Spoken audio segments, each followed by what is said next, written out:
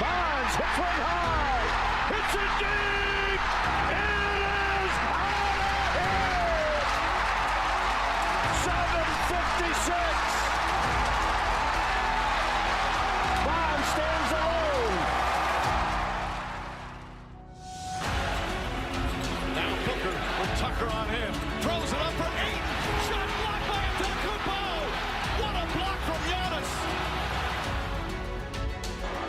17 seconds from Game 7 or from championship number 6. Jordan, open, Chicago with the lead.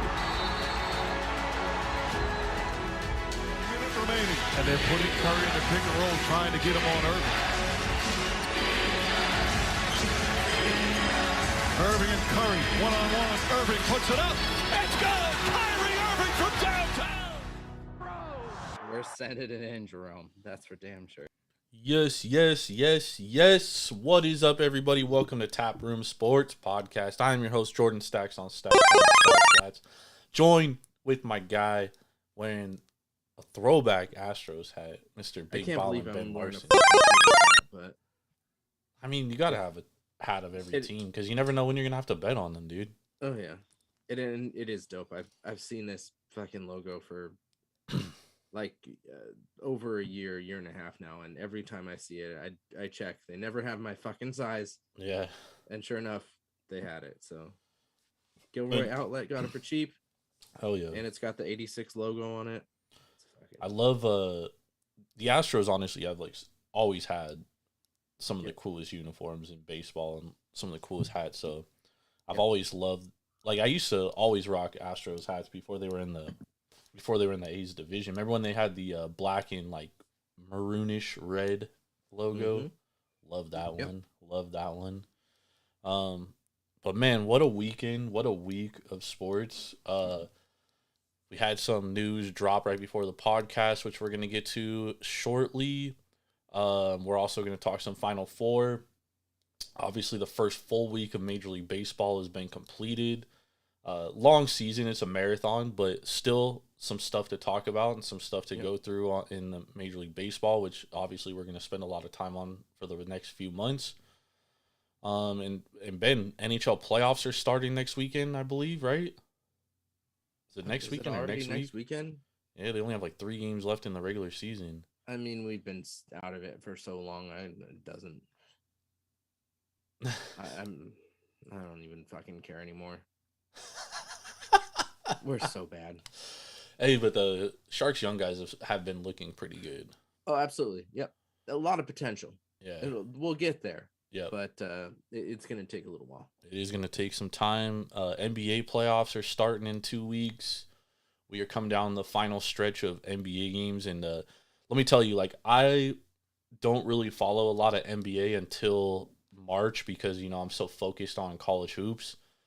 And, bro, I can't understand how I used to watch the NBA every fucking day, dude, because it is, it is painful. The other night, I'm watching the Celtics game, which I told you about. I bet Celtics -9. Yep. They're up 18, going in the fourth quarter, and Joe Mazzulla takes his starters out. And 18 isn't that's an easy lead to kill, especially when the Kings are playing for something, and obviously they're playing all their starters. And he leaves the bench in, and they almost lost the game. Yeah. And I'm just I'm sitting there dude, why the fuck is he doing this? But then I realized, the Celtics have the number 1 seed locked up. They could lose every game for the rest of the year, and they're still going to have the number 1 seed, so it doesn't fucking matter. So anyways, that's the NBA for you. Bet the Bucks tonight, coming off 3 losses, and that team fucking sucks. I'm tired of them motherfuckers. They can kiss my fucking ass. Anyways. You think Giannis gets traded, or? If he asks for a trade, now will he? I probably doubtful, but that team's been. Obviously I follow the Bucks closely because that's my team, but just an absolute shit show this year. Ben firing Adrian. First, you fire the championship winning coach in Budenholzer, hire Adrian Griffin, who's never fucking been a head coach, player coach. You know what I mean? And then you fire him halfway through the year, and now you hire Glenn Rivers, and you've been worse. Yeah. I mean, it's just a shit show, bro. It's an absolute fucking shit show. But that's the NBA for you. We are being brought to you by the Sharps app, SHARPZ. Download it to your mobile device. Use it to track your bets. Become a better. Sharps app. Use promo code JORD517. It's free to download, free to use. Sharps app. Go get it. With that being said, Ben, I did allude to it before. Some news dropped right before, breaking news before the podcast. John Calipari.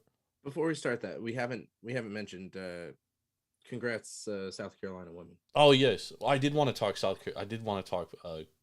college basketball for women's. So sorry, never mind. We are gonna we'll start off with it because it did happen today. So like you said, congratulations, Dawn Staley, South Carolina, 38-0, perfect season, unbelievable. Yep. We cashed the South Carolina -6.5 today, which I gave out on Twitter last night. I wanted to ask you though, Ben, Caitlin Clark, kind of really propelled women's college basketball to the point where like it's had better viewership this tournament than the men's tournament has. Yeah. Do you think that carries over to the WNBA? Do I think it carries over to the WNBA? Yes. I think we've already seen that in what is it? Indiana has the first pick. Yeah, and they had the first pick last year. Yeah, and they have, I think they said something like tripled their season ticket numbers. Yep. And the price has gone up. So, like, I definitely think that is a, it will carry over to the WNBA. I think people do want to see her, and we are getting bigger names coming out of college to push into the WNBA. So I do think there's some carryover to that. The thing that I worry about is women's college basketball next year is going to be nothing. I mean, I still think you have a lot of star power coming back. You have Juju Watkins, you have Paige Beckers. Isn't Paige going to the WNBA? She's staying. She has one more year of eligibility in college, so she's going to use it because they make more money in the NIL than they do in WNBA, which may change, which may change. But yeah, she's staying. Obviously, Juju Watkins is coming back, and Juju has, she shattered Caitlin Clark's freshman records. So I mean, she has the potential to be better than Caitlin Clark, or at least break her records. So that's going to be something that a lot of people are going to look out for. And USC they have the #1 recruiting class coming in for women's college basketball. So I do think that I think women's college basketball will always have viewership. The reason why I pose the WNBA question is because, WNBA, in my opinion, has been getting larger and larger, but they still only have 12 teams. Yeah. And they're only in 12 markets. The Bay Area gets a team next year, so that's 13 teams. So Paige Beckers will be the first overall draft pick for the Bay Area team, which I also think is smart of her to stay and wait and have that be her for destination. A lot of money in the Bay Area. But I am curious to how or if it's going to carry over the like viewers and stuff that Caitlin Clark, because a big part of Caitlin Clark, her rise to stardom really had to do with LSU as well.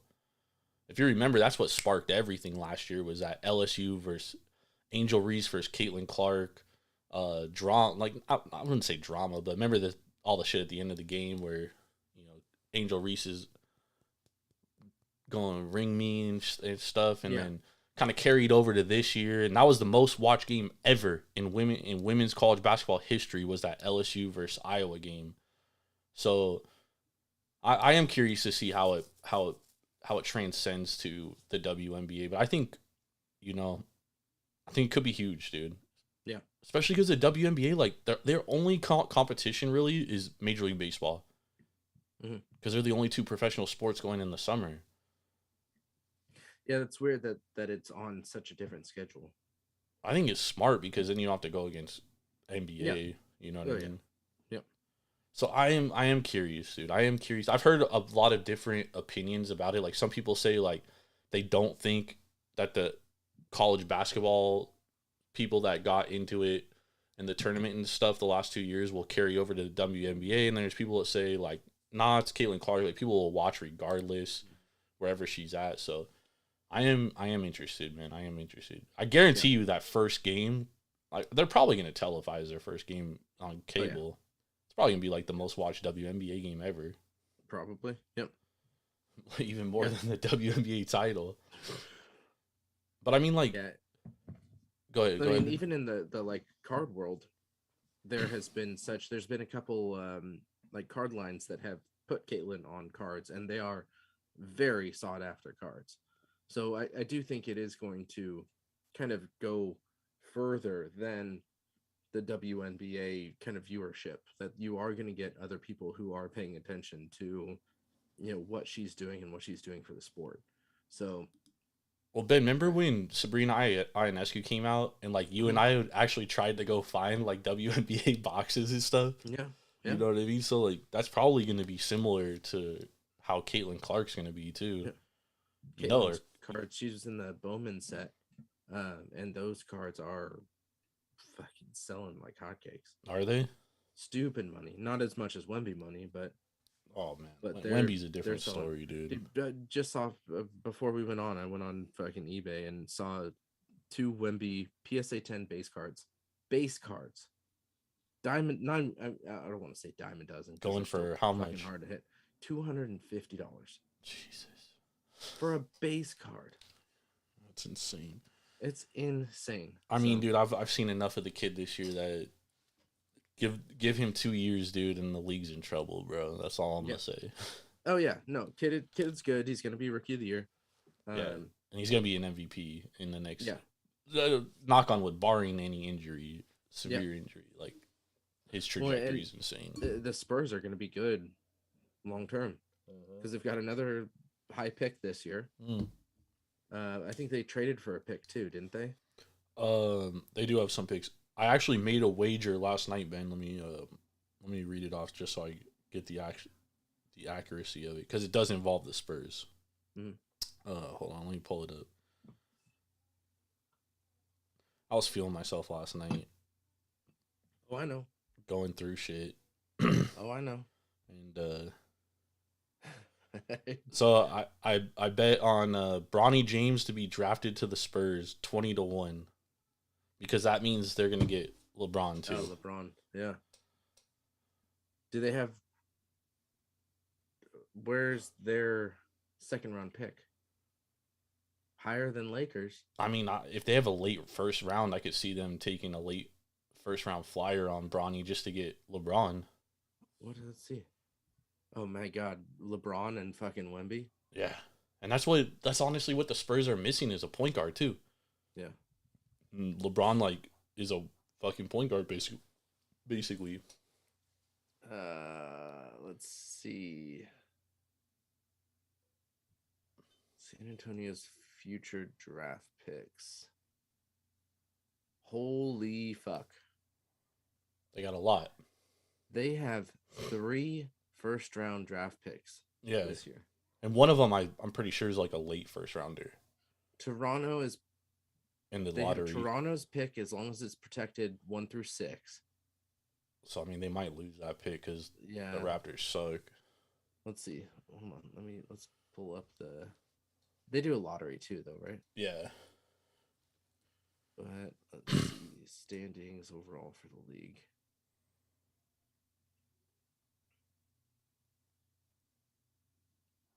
I mean, the Spurs have one of the worst records too, so I mean, they still have their own pick. Okay, so right now, Toronto's sitting at 6th to last pick. Yeah, so they might lose that pick. They have the number 1 overall, or sorry, not the number 1 overall. Sorry, the number 1 from Charlotte protected 1 through 14, but Charlotte's the 4th worst team in the league. Yeah, so they're not going to get that pick because Charlotte will definitely get a lottery pick. I wonder what these conditions like. Well, usually it's only like you can protect it like 1st to 14 one year and then it's unprotected the next year, or you like protect it like 1 to 3, 1 to 10, 1 to 14, and it's unprotected. Yeah. Oh my God, Jesus Christ. Okay, So they have 2024. They have Toronto's first protected 1-6. Charlotte's first protected 1-14. Then they have their own. Yep. And they have LA's. Sorry, they have the Lakers' second round pick in 2024. Plus their own. No protections plus their own. Yeah. Then they have in 2025, they have Atlanta's first round pick, no protection. They have Chicago's first round pick, protected 1-10, and then they have their own. Yeah. And then they have Chicago's second round pick and New Orleans' second round pick in 2025. Yeah, they got a lot of assets. They got a lot. Holy shit. And then 2026, good Lord. Okay. 2026, they have their own first, Atlanta's swap rights. I don't know what that means. That means they have the ability, like if Atlanta has a better pick than them, they can take their Switch. pick and then give them their pick. Then they have Oklahoma, Dallas's, or Philadelphia's second round pick in 26. They also have New Orleans Pelicans or Portland's second round pick in 2026. They have Utah's second round pick in 2026. They have their own second round pick. And then they also have Indianapolis or Miami's second round pick. Jesus. Yeah, they got a lot of assets. 2027, Atlanta's no protections, first round pick, their own first round pick. Then they have Oklahoma City's, Houston's, Indy's, or Miami's second round pick and their own in 2027. Jesus. Holy shit. 2028 stacked as well. Yeah, I mean, when you're bad, you end up trading guys and getting picks and like just accumulating like tons of assets. Like, yeah, if you go look at the Thunder's draft picks, you're gonna be fucking sitting there for 2 hours going through it. That's how many picks they have Dallas's 2030 first round pick. I don't even know you could fucking trade out that far. Mm-hmm. Shit's insane. Yep. So I mean, they got a lot of assets, and like I said, I think the Spurs are closer than we actually realize because I think Wemby is that fucking good. Yeah. So I wouldn't, if I'm the Spurs, like I would waste a first round pick on Bronny, even if like he may only be in the league for 1 to 2 years, right? But at least you get Bron for those 1 to 2 years. Yep. And not only Bron like playing point guard and stuff, but mentoring Wemby would be huge. You know what I mean? That's the biggest thing in my opinion. Yep. So we'll see what happens with that, but thought it was a good 20-1. I was like, fuck it, throw some pizza money on there. Yeah, exactly. Whatever. Shit. $10 wins you 200. Also, speaking of pizza money, shout out to Akshay Bhatia winning Valero Open, qualifies for the Masters next week. Excited for the Masters. Did you have that? No, I didn't. Okay.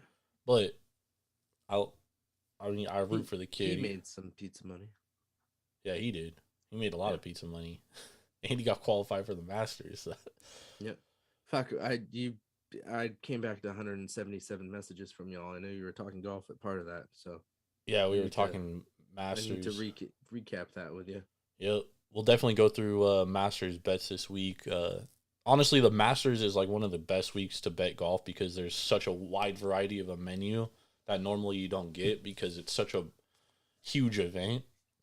So for those people that don't bet the Masters, you can actually find like a lot of value on some of the markets. Fading Tiger Woods is usually pretty good because everyone bets him, so that you actually end up getting value on it, those and stuff. Anyways, wow, I got this beer. Where's it from? It's from Buck Wild Brewing. And they are out of hopefully a fucking farm. Oakland. Oh, really? Buck Wild Brewing out of Oakland. So I didn't realize this when I bought it. I probably wouldn't have if I did, but I liked the name of the brewery. Is it wheat? It's gluten-free. Oh, wow. Yeah, so it's a gluten-free beer. So it's got... What's it taste like? So it's water, millet malt, rice malt, flaked corn, hops, and yeast. And it is a Mexican lager. And it is like it's like a really fucking good Corona. Oh Like shit. extra crisp, extra like flavorful. It tastes good too? Like yeah, everything that you wish a Corona was, It is. this is. Oh shit. Yeah. 4.5%, so you can drink a lot of it. I mean, shit, you're gonna be in town. I'll pick you up some of this.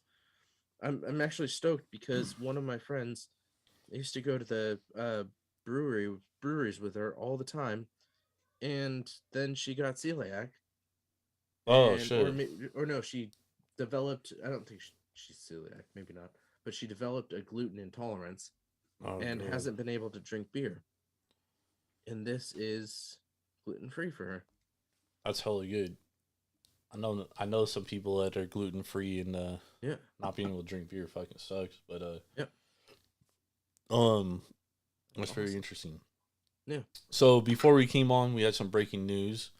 Yep. John Calipari is leaving the University of Kentucky to be the head coach of the men's basketball program at Arkansas, which is a step down. Quite interesting. Sorry. But I follow a lot of people that are like close to the Kentucky program, and like Kentucky fans have been calling for John Calipari's job for the last like 3 or 4 years. And outside of like one time, like especially the last like 5 to 6 years, I mean, Calipari's really fallen short of expectations out there. Kentucky's obviously like one of the most coveted jobs in the country, right? Like UCLA, Kentucky, UConn, like these are jobs at like top of the pillar of college basketball. Indiana is another one, and the fact that a guy steps down from that to move to a program that doesn't have the same expectations. Arkansas is a great program, great history, but definitely doesn't have the expectations that Kentucky has. Very interesting, dude. Very interesting, which tells me that obviously one, people calling for your job every fucking year is probably getting to his fucking nerves, dude. He's probably over it. Yep. Go to a program where there's less expectations of you, and people might actually fucking respect. I wouldn't say Kentucky fans don't respect what Calipari does, but they have expectations, dude. You know what I mean? He hasn't met expectations, so I honestly I wasn't shocked at the move per se. I was kind of shocked at like leaving for Arkansas. There's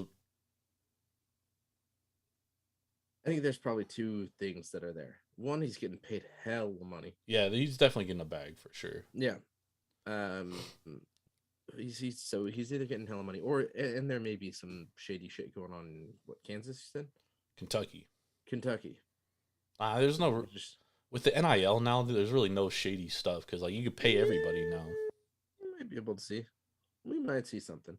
Maybe. I mean, he wouldn't go to a college though. He wouldn't go to another college if there's shady shit going on. Yeah, I mean, it also could just be that he doesn't like what the athletic director is doing. Maybe there's a new athletic director, or maybe one in the last like year or two, that it's just like they don't necessarily agree with see eye to eye the direction. Yeah, exactly.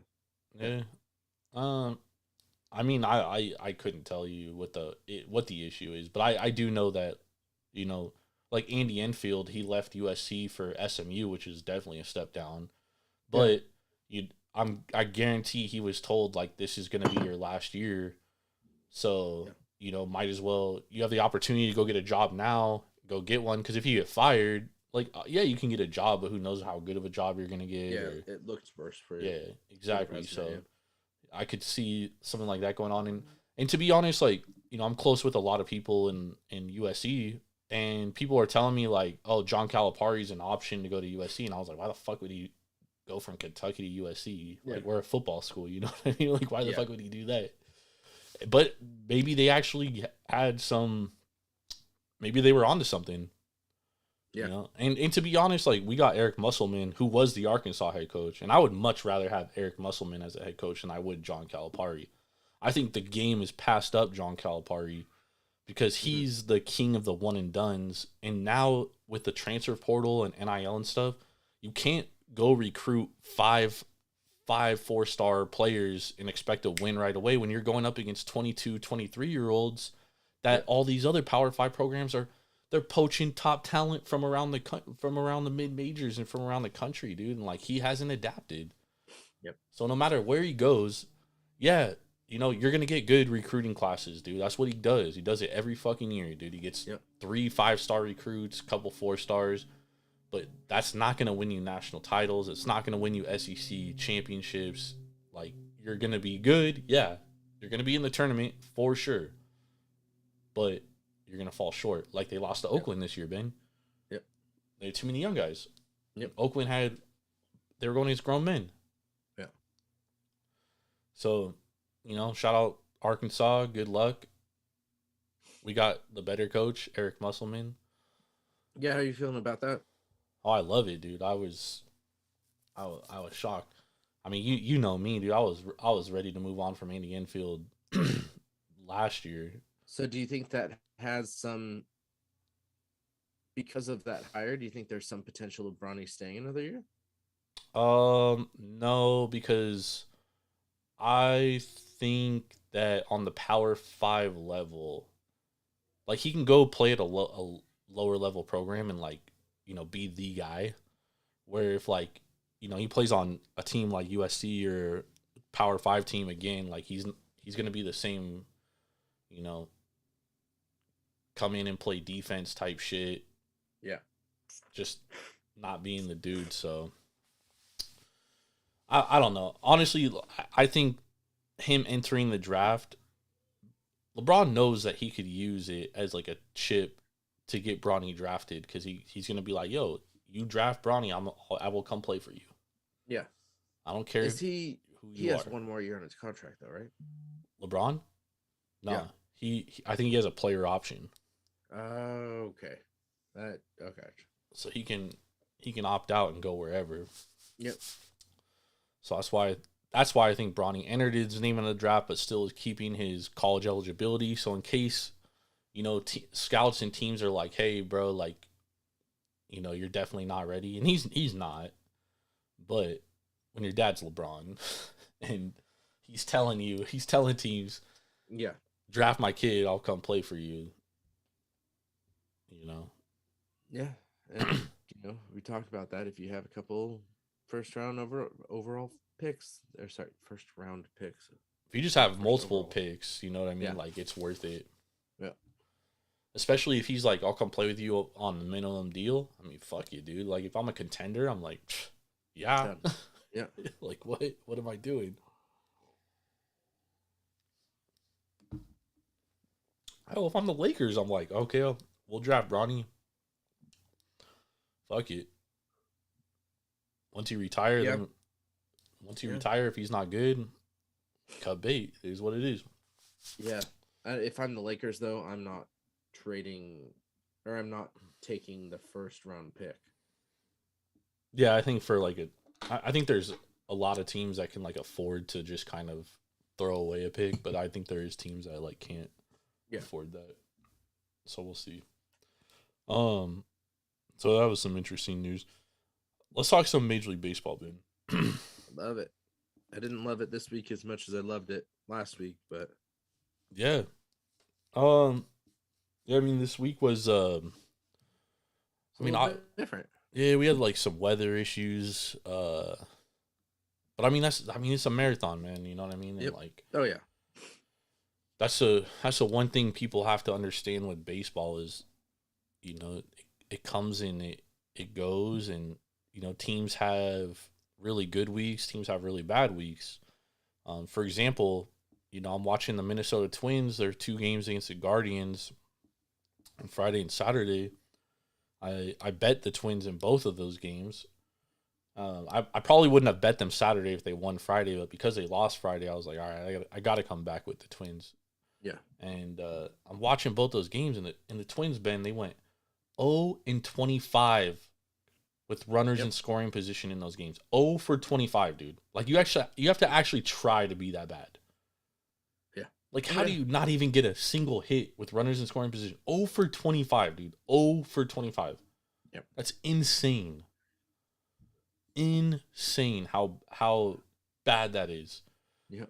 And you look at the Twins lineup, and it's like you got guys like Max Kepler, who was the third best hitter in all of baseball in the second half of last year.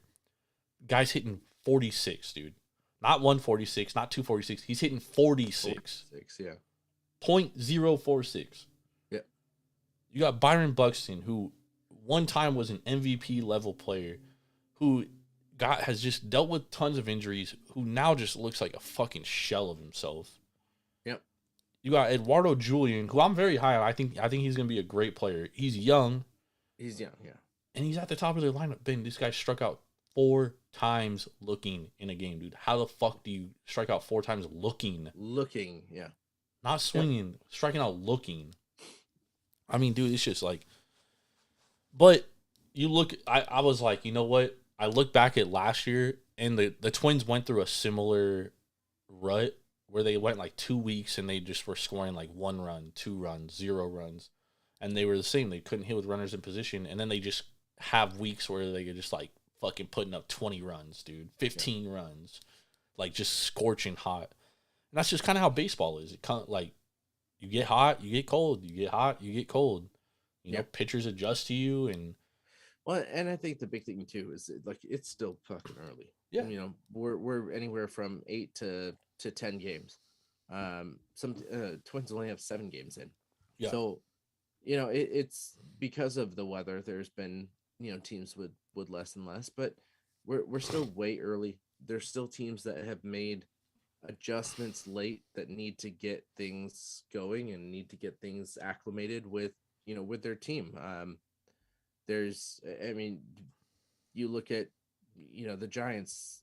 Snell's pitching his first game, you know, game 11 into the season. You look at you know, a couple of our teams, they already have major injuries that are going to cause problems throughout the whole year. Yep. You have to adjust to that. Luckily, again, it's at game 10. You know, you have teams like Baltimore who have 4 guys in the minor league system that can come up and play right now. And because of their MLB clock, they're not able to, so they have to adjust to that system. And you know what they were doing in spring training is completely different than what they are doing now, because you don't have that success, and it's gonna take more than 10 games. Yeah. Well, and that's the hard part. It's the hard part to see where these teams really are sitting. I mean, you've got the Yankees at 8-2. I mean, you can pick any team in the division. The Yankees 8-2, the Twins 3-4. I'd even put the Royals at 6-4. Completely different than what we saw or thought that things were going to happen. The Angels 5-4.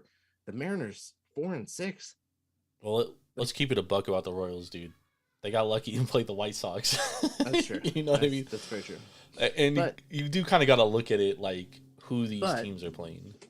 I always say too, though, is you have to win those games that you're supposed to win. Yeah, and absolutely. When you're playing the White Sox, you have to win these games. Yeah. I mean, who would have thought fucking Marlins would be at 1-9, just won their first game today? Well, I did say they were going to be a lot worse this year.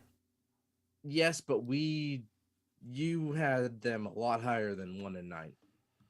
Yeah, I didn't expect them to be this bad. I mean, if we're looking at the whole season out of 162, I mean, they're at a 10th percent, so they're winning 16 games. Hey, all I know though, Ben, is our Nationals are on pace to cover that 66, dude. Yeah, our Nationals are on pace to cover that 60. Looking at our bets, we've got some good things. I think the only one we have to worry about is the Giants make the playoffs. Yeah, that's but again, it's early. It's early. Those bats need to wake up. Yeah. I think Snell getting in there and adjusting the rotation is gonna really change some things there. And once Robbie Ray comes back too. Yeah, the bats need to fucking wake up. So that's gonna be our hardest one, but we've we got some good bets in there.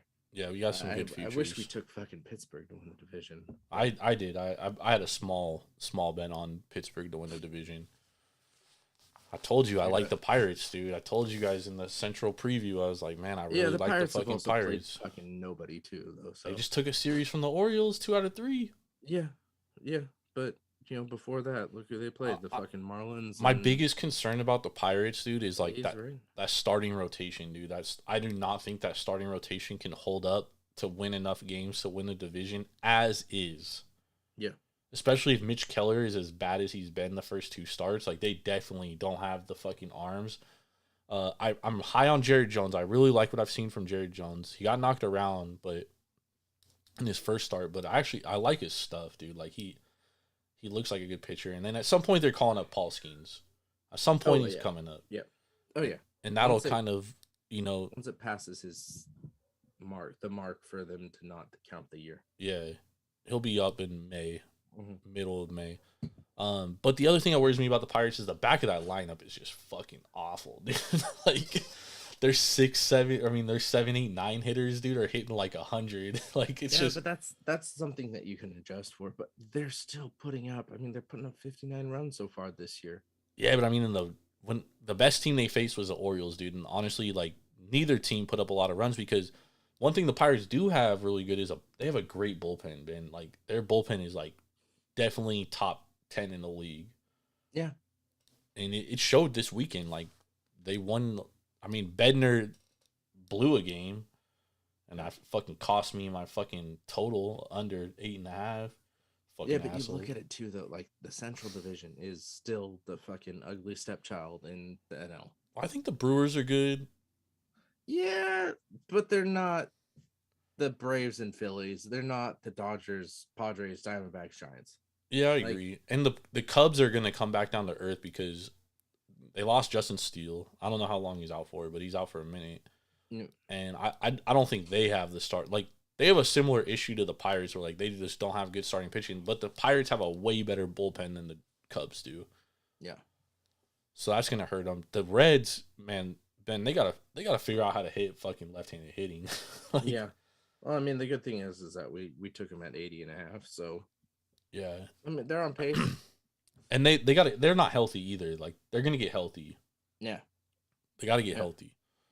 Because they're missing McClain right now. They're missing obviously Lodolo's coming back from his injury last year. He's down in the minors.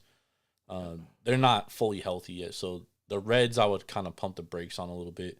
The Cardinals are fucking ancient, dude. They got a bunch of fucking senior citizens, dude. So I don't know what the fuck's gonna be with them. But Sonny Gray hasn't pitched yet, and their bats have looked good in some games, and then I don't know. I don't know what to take from the Cardinals, to be honest. Like, they looked really good in that Padres series, and they looked like shit in that Dodgers series. Horrible. Yep.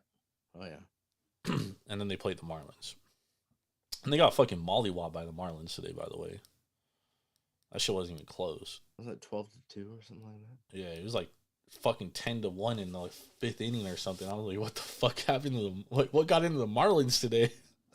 Oh no, Boston was 12-2. Miami was 10-3. 10-3, that's what it was. 10-3. Yeah. Yeah. So let's break down these divisions, because just from the get-go, we've seen some oddities in my eyes, and some things that are really surprising, some things that are like, yeah, that's right on cue. Well, what's the most surprising to you? Well, I mean, if we look at the AL East, you've got the Yankees 8-2, Boston 7-3, Baltimore 5-4, Tampa Bay 5-5, and Toronto 4-6. And I definitely say Boston being at 7-3 is a huge surprise for me. And they've only played away games. They haven't played at home yet. They played the A's. Yeah. They played the Mariners. And they played the Angels. And while I do think the Angels are better than people think they are, I don't think they're a good team, because Angels got three of their wins are from the fucking Marlins, dude. Yeah. I think we're going to see how real the Red Sox are soon. Yeah. I need to see more. Like I know the Red Sox are going to be able to score. They got a good lineup, dude. I really like their lineup. We talked about it in the AL East preview. I don't think they have the pitching, dude. And like right now they got like Pavetta, Cutter Crawford, Tanner Hoke. Like these dudes are like pitching like 0 ERA baseball. Yeah. They're not going to do that the whole year. No, there's no way. And like the Mariners haven't been able to hit anything. The A's kind of broke out of a slump in Detroit. And to the A's credit, they've been pitching really fucking well. And to the A's credit, they actually held the Red Sox down offensively. They just couldn't score runs. You know, so I do agree with you though. I am surprised at the 7-3 start, but I don't know how real it is. Like it feels like one of those starts where like you're like, damn, dude, this seems a lot better than I think they are, and then they're gonna end up being the team that we thought they are. Yeah. The Yankees start surprises me only because I just don't think their starting pitching is that good. But I mean, to be honest, they've only put up 49 runs, which isn't a lot. And the craziest part about the Yankees season, Ben, they went like 17 innings without an extra base hit until yesterday, dude. Like they have the second fewest extra base hits in all of baseball. Yeah. Until yesterday. Yeah. Well, and it just, I mean, I think it goes to show you where the Astros are at. I mean, those were all, well, 3 of the 4 were close games. Yeah. You know, but then you look at the Diamondbacks, they won 2 close games, there, and then got mollywopped by the Diamondbacks in a 7-0 loss. And then the Blue Jays. Man, the Blue Jays, they suck, dude. They suck. Yeah. We did like their under, and we didn't play it, dude. Yeah. That hurts that hurts because that under is probably gonna fly under, dude. That team sucks. What was there under? I'm pulling up my. It was like 86.5. Toronto 86.5 under. Yeah. Wow. We even talked about it. We were like, dude, we hella like that under. All 3 of us did. Yep. Damn. Yep. I still got my fucking cards. Every division. Get there. Oh, look at this guy. Oh, look at this guy's hair. Yeah, what the fuck's up with your hair? Oh no, I got it tied back because I don't want the shit all in my face. Oh, there we go. Thought you had like a fucking you know those mesh things the lunch ladies Scrunchie. wear. I thought you were wearing one of those, dude. You thought I'm wearing what? Those like mesh things that the lunch ladies would put on their heads. Oh hell no, I'm not wearing that. I thought you were wearing one of those, bro. A fucking hairnet. Hell no, Hairnet, that's what it is. That's some prison shit. Oh shit. Yeah, Ben. Like, I think the Blue Jays are gonna be really fucking bad, dude. Yeah. So Irv, we're going through each division right now, and we just started this. So we got the AL East. New York at 8-2, Boston 7-3, Baltimore 5-4, Tampa Bay 5-5, and Toronto 4-6. Like, what's that shock for you? The Blue Jays and the Orioles. Oh, what shocks you about the Orioles? I thought they'd start off a little better. I didn't think they would struggle like that against the Pirates. Pirates are a good team, man. We were talking about the Pirates. Yeah, I gotta put some respect on their name. They probably are a lot better than I thought they would be, but I had the Orioles running away with this division. They still can do it, but they easily can do it. That was another thing we talked about. It's only 10 games in, and the adjustments that you have to make from spring training, especially for the Orioles, where their top 3 batters are not playing. Well, Adley's right now. Adley's playing good. Well, no. I'm sorry. Top 3 out of spring training are not playing for them right now. Well, Colton Cowser's on the roster, but for some reason they fucking like trotting out fucking Austin Hayes every fucking day over him, dude. This is the thing with the Orioles, dude. At some point, they have to honestly look at themselves and like they got 4 guys in the minor leagues that are like fucking, dude. One of the guys has like 10 home runs already, dude. We're like a week into the season, dude. It's like he shouldn't be in the minor league. At some point, that's Kerstad, right? Yeah. At some point, they gotta look at themselves and be like, all right, dude, like I know Austin Hayes has been here for 4 years. I know Cedric Mullins has been here for some time. Like they were dogs through the fucking the down years, and like we respect them, and both of them are great defend gloves, but like, dude, neither of those guys are good bats, and they're honestly like automatic outs right now. And you got Colton Cowser sitting in your dugout hitting 500, and you don't play him every fucking day, and you're trotting out Austin Hayes. Bro, this dude's so fucking bad, dude. He swings at a ball today, and it fucking like literally bounces 2 inches in front of the fucking home plate, dude, and he's out. Like, they can't afford to continue doing this. And I know it's early, dude. I understand that it's early, but you got boppers you got a bopper on your fucking bench, dude, that you literally don't fucking play every day. Yeah. You got Ramon Urias. You've been trotting him out there, dude. He has 1 fucking hit. 1 hit. You got Jorge Mateo, who he's played better, but we know the real Jorge Mateo. At some point, this guy's going to be hitting 225. You know what I mean? Like, dude, they have to look at themselves in the mirror and say, okay, enough's enough. We got to call these guys up, dude. We got to call Connor Norby up. We got to call Kobe Mayo up. We got to call Heston Kjerstad up. And we definitely got to call fucking Jackson Holiday. Trade Austin Hayes and Mullins, dude. I guarantee you there's fucking teams that would love to have them. You know what I mean? It's time, dude. It's time for the youth movement, bro. Yeah, because fucking Kobe Mayo, he had a fucking home run. That shit went like 500, like 20-some feet. Bro, they're down there fucking every night, dude. One of them's hitting at least 1 or 2 home runs, dude. Kjerstad, I swear to God, this guy got like 10 home runs in a week, dude. Like, it's literally unreal. Yeah, it's crazy. It's, oh my God, dude. And it's like, and then you got your lineup just absolutely fucking struggling, dude, outside of Adley Rutschman. And I think Adley and, who else played well this weekend? Adley and Mountcastle were like Mountcastle, that's it. Everyone else was trash.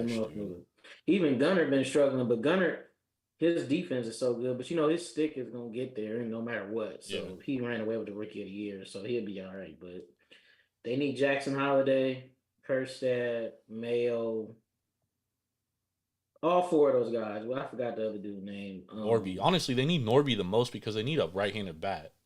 Yeah. Those 4 should be playing for them every day in the major league right now. Yep. 100% agree, bro. 100% agree. Their DH should be fucking Santander or Kjerstad. And then you put the other ones, Norby out in the outfield. Cowser should be playing center field. And then fucking Kjerstad or Norby or Santander switching off in right field. That should be your everyday fucking... Kjerstad can play third base too, right? Nah, he plays first in outfield. He's a true left-hander, dude. When's the last time you seen a left-hander play in the infield, bro? Damn, I think about that. Never. Yeah, there's only if you're a left-hander, only position you can play in the infield is Ben. Why do they do that? Ben, why does left-handers never play third, short, or second? Because the way they gotta throw the ball. Yeah, if you're a left-hander, you can't play third because then you have to go across the body for a ball that's in between short and third. That's probably the same reason why they don't play shortstop, is because the majority of them go to the right in between third and short. A second baseman, maybe. Yeah, second base. I think you could, but again, it's the same thing. Like, if you're throwing left, you'd have to go across the body because most of the balls aren't going to go up the center because you got that pitcher defending it. Your balls coming at second base are going to be going towards in between you and first. Yeah. So I've never cross seen over your body, which is difficult. I've never seen a true lefty play anything but first base, and the outfield. They don't even play catcher. That I don't understand why. They could play catcher. Probably just throws the pitcher off. Too many right-handers, maybe? I don't know. I think it just throws the pitcher off because they're so used to like the right-handed bat. I don't know. They're so used to throwing the to last left-handed infielder that wasn't the first baseman was Don Mattingly. Jesus. In 1983, and then before him, it was a guy named Sam McDowell in 1970. Played for the Washington Senators. Jesus Christ. That's crazy. Frank Howard, damn, he was a beast. He played, the last left-handed shortstop was 1968. Motherfucker hit 44 home runs. Damn. That's why you play it. Yeah. Stolen bases. That's crazy. All right, let's move over to what division you want to do next, man? I mean, let's just go down to AL. We got the Central. We got Cleveland 7-2, Detroit 6-3, Kansas City 6-4, Minnesota 3-4, and Chicago 1-8. The White Sox are going to be the worst team in baseball this year. Yes. Calling that. Them and the Rockies. I don't think anyone's going to be worse than the White Sox, dude. That team's I think bad. The Rockies have that home field advantage that they can can score some runs. But yeah. The White Sox are bad, dude. White Sox are bad. And Lou Bob just got hurt too, and he had to go for a second MRI, so he might be what was it? A knee? His hamstring. Oh God. I think they said hamstring or his ankle, one of them. That's honestly even worse for the White Sox because then they can't trade him, dude. Yeah, because he definitely should be traded. Yeah. That's like the only player they have of any value, dude. They can't trade nobody else. Oh my God, dude, that team is in fucking disarray. I think the Twins. He has a hip flexor. Oh, that's even worse. Okay. I think the Twins are gonna be all right. They gotta get Royce Lewis back healthy, man. Yeah, honestly, they should add another bat. The Twins should trade for Pete Alonso. Yeah, that wouldn't be bad. Yeah. That's I think Cleveland being at 7-2 is also just like, how you talked with Boston, playing teams that are not of that quality yet. They won both of their games against Twins. Last game was delayed, man, and then they go against the White Sox next. But then they had Seattle, who hasn't been able to put up a lot of runs, and then they played 4 against Oakland. So, and they honestly, they not gonna hit like that for the whole year. That be honest, that fucking lineup been raking. Yeah, they have. But if you're playing the A's, the Mariners, and the White Sox, yeah, they're gonna keep fucking raking. But the crazy thing about that though, Ben, is like against the Mariners and the Twins too, and both of those guys. Yeah. I mean, they put up 7 runs in 2 games against the Twins. That's not. Yeah, no, it wasn't. That's nothing special, but. Yeah, it wasn't a ton of runs. But the crazy thing is like they put up a ton of runs against the A's and nobody else has been able to score that many runs against the A's. 26 to 29 runs against the A's in 4 games. Yeah, and that's like I think that's the most runs the A's have given up. Like I don't even think they've given up 29 runs to everybody else combined since then. A's have given up 50 runs. So they've given up 31 in 2 series more. Yeah. So basically the same amount of runs. So like I am shocked. And I let's keep it a buck, dude. Like we know Jose Ramirez is fucking great, dude. We know Josh Naylor is fucking great. Yeah. It's all those other guys. Dog too. Yeah, Bo Naylor looks hella good too. And that's the thing is like that's the biggest question mark we've had is like, and Andres Jimenez looks good again. Like Andres Jimenez. Yeah, he looks like the dude he was 2 years ago. So, and Will Brennan, he's a top prospect. He looks good. So, I agree with Irv. I don't think they're going to hit like this all year.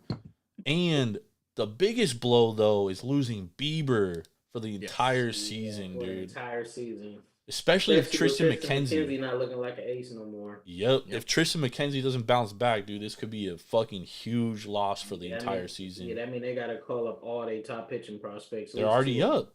Oh, okay.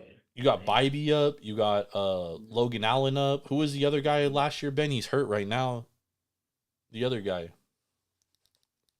They're like top prospect. What was his name? The pitcher. The starter. Yeah. What's his name, man? Oh, my God. You guys are really going to make me look this up, dude.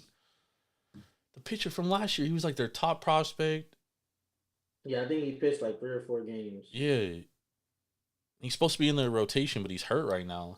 Cleveland pitcher. Chase DeLauder? No, that's not him. It's not Daniel Espino? No. Well, shit, he's probably gonna be on the major league roster because he's not he's on the major league roster. Mm-hmm. He's him being hurt is why they had Cantillo? No. Why they had whatchamacallit, it's why they had Cookie Carrasco pitching. Gavin Williams. Gavin Williams. That's his fucking name. Gavin Williams. That's him. Yeah, don't he throw like 98 or 99, some shit like that? Yeah, he's nice, bro. They need him back healthy. What's his injury? When's he coming back? Damn, he got an elbow injury. Yeah, he's on a 15-day deal as of April 2nd. He's scheduled to throw a bullpen session sometime during their series in Seattle. So he was supposed to. Okay, Walker Buehler gonna probably be back next week too. We're not talking about the Dodgers. Not yet. We're talking about the we're talking about elbow injury. So I just want to think about my guy. But man, if the Guardians, dude, if they don't have Gavin Williams or Bieber for the entire season, dude, that could be a huge fucking blow. They have a lot of pitching injuries. Yeah, they even got like Karinchak hurt, right? Damn. Justin Campbell. I don't know if he's back yet. Trevor Stefan. Yeah, he's one of their setup guys. Yeah, he went for surgery on the 29th, March 29th for his what? UCL. Damn, he's out with Tommy John. Ben Lively, a turkey tosser, but shit, he got an injury too. Yeah. James Karnachuk, another relief pitcher. Shoulder inflammation. Jesus Christ. Oh my God. Wow. Mikola Jacques. Daniel Espino. Well, the crazy thing is Karinchak and Tyler Stephan are like two of the best relievers in baseball. Yeah. Missing those two. Yeah. I thought that was going to be huge, but it hasn't really hurt them that much, although their bullpen's not as good as it usually is. I definitely think the Guardians are going to regress. The Tigers, they remind me a lot of the Marlins last year, where like they pitch well, their bullpen's really fucking good. But dude, they win a lot of one-run games, dude. And I don't know how sustainable that is. Look at that. They've scored 29 runs. Yeah, and they've only given up 28. Yeah. You know what that sounds like? The Marlins last year. That sounds like an MPB team. Yeah. Yep. They got to fucking get those bats together, man, because Riley Green started slow. Torque started slow. Like, everybody on that team has fucking started slow. Yep. But, I mean, the fact that they're 6-3 and, like, their offense hasn't found its way yet is that's a positive sign. Promising. Yeah, that's definitely a positive sign. And you've got Bieber going on, too. Yeah, I mean, the Guardians got a thrash of injuries. Yeah. He was nails versus the fucking Mariners. Yeah, so that's huge for Detroit. Huge for Detroit, huge for Kansas City. So, yeah, Kansas City. I wonder how long their starting rotation is gonna sustain this success. Brady Singer looks good. Who's that other kid? Marsh and what's the name look good too. The lefty Cole Ragans. Yeah, those three look good. If they can sustain that, it'll be pretty promising because I didn't think they were going to have any issues offensively. Bobby Witt looks every part of future MVP. Pasquantino looks good. Melendez looks good. Like, they got a solid fucking lineup. Their bullpen is a little fucking shaky, though. Yeah. I don't really trust their bullpen entirely. So we'll see. All right, let's move over to the AL West. The A's are going to win this division. Texas 6-3. Angels 5-4, Seattle 4-6, and Houston and Oakland both 3-7. I think the biggest surprise to all of us is that the Mariners fucking can't hit. If the Mariners continue to be the Okinawa Mariners and parading around and pretending like a MLB team the way they hit, if Texas can pitch anywhere near average, they're gonna win this division. Yep. I agree. I mean, I think there's three huge surprises here. Seattle can't hit. The Astros suck. The Astros suck. The Astros are bad. Yeah, they look terrible. Every single aspect of that game looks terrible. Yeah. And the Angels are playing well. I told you guys the Angels were going to be better than we thought they were. But yeah, but 5-4 right now. But they do have 3 wins against the Marlins. I was gonna say, let's be real. If you take away those 3 wins against the Marlins, what would their record be? Yeah, it wouldn't be. Yeah, but I mean, so they lost the series 2-1 against Boston. They lost the series 2-1 against the Orioles. I mean, you put in another good team, then your 2-1 changes things. Who they play next? Mediocre team. They play the Rays. They can beat the Rays. The Yeah, the Rays are kind of mid this year. Yeah, the Rays are beat up though. They're not the same. The bullpen has the highest ERA in the majors. Who would have thought that? Yeah, it's fucking crazy. Their bullpen starting pitching is just in shambles. Pepe is gonna be nice, but who do they have outside of him? Eflin. Everybody on the fucking the doctor's office UCL squad. So yeah, they're all in getting TJ, dude. Yeah, so I didn't see the AOS starting off. I thought you got 3 teams, of course, and those 3 teams are gonna be pushing for playoff positions, but the Astros look terrible, man. They do. Not even Verlander coming back to save this damn team. They might have won the day, but that starting pitching, that bullpen, and they're not scoring runs like they usually do. This could be a recipe for disaster. Yeah, I definitely don't think they're. I don't think they're as good. I didn't think the Astros were going to be as good as they were the last couple of years, regardless. Just because they're getting older. Yeah. And like you said, dude, like Verlander's fucking old, and like he ain't coming back and saving you and shit, and like I don't know, man. The Astros' time might be over, dude, and like Jordan's gonna have to carry him. Yeah. Like he did tonight, dude.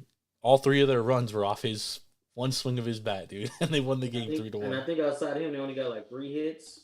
Besides him, yeah, it was ugly, bro. It was ugly as shit. So they're definitely gonna have to figure it out. But even the Astros bullpen looks like shit, dude. Even with Hader, dude.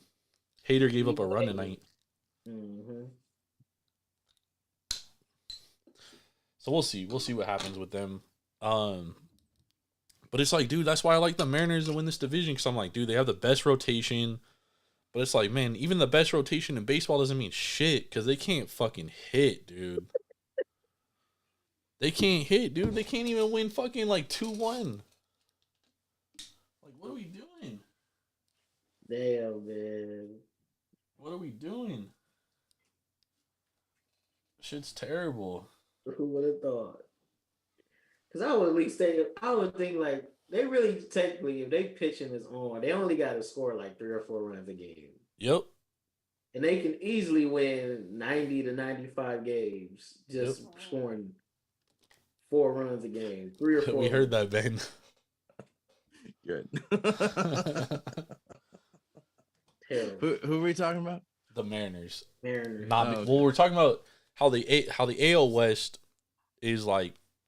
The reason why I like the Mariners was because I knew some regression was coming for the Astros, just because they were getting older, and like it really does look like Jordan's gonna have to like carry that team offensively, like he did today, and like Ronald Blanco fucking threw like 6 no-hit innings with again. But I mean, it was ugly, bro. Like, yeah, it was. Damn, Luis Castillo on the mound tomorrow for the Mariners. Dude been getting fucking rocked. Yeah, but he's gonna come back to life. Braxton Berrios pitched good at home. I might have to take the Blue Jays on this one. No, well, I want to pull up Ronald Blanco's stats from today, because I think he had like an expected batting average against like fucking 400, because he kept getting hit hard. 20% hard hit rate expected. Oh no, that's for the year. Hold on.